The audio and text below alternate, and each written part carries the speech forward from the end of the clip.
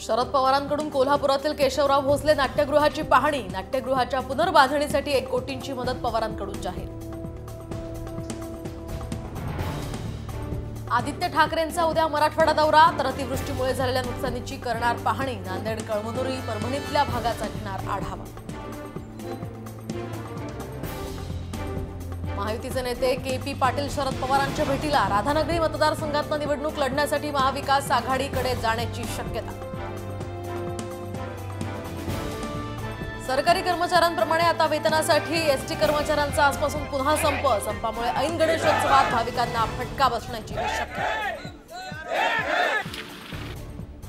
पुण्यातल्या ऐतिहासिक ठिकाणांना यंदा हेरिटेज लुक प्राप्त होणार। कसबा गणपती, लाल महाल, शनिवारवाडा यासह तुळशीबागचं रूप खुलणार।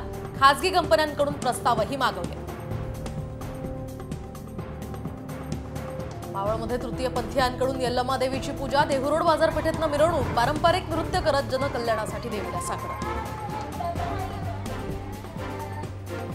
मुसळधार पावसामुळे धाराशिवमधली मांजरा नदी दुथडी भरून वाहते, तर सिंचनाचा प्रश्न मिटल्यामुळे शेतकरी आनंदी।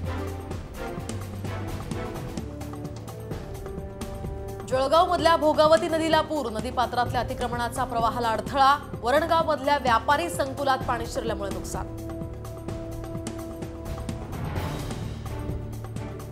सोनं चांदीच्या दरात घसरण। 24 कॅरेट सोनं सध्या 72,920 रुपये प्रति तोळा, तर चांदीचा भावही 2,500 रुपयांनी घसरला।